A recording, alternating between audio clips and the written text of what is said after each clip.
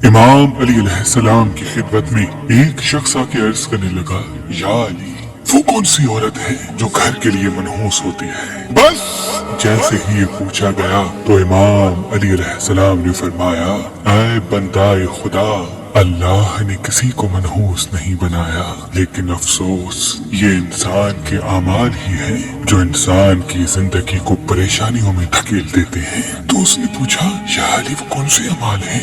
इमाम अली अलैहिस्सलाम ने फरमाया, घर के लिए वो औरत परेशानी का सबब बनती है जिसकी रग रग में दो ऐब पाए जाएं। पहला ऐब कि वो घर के अफराद की गीबत करती हो, इधर की बात उधर तक पहुंचाती हो, और दूसरा ऐब कि वो बार बार झूठ बोलती हो।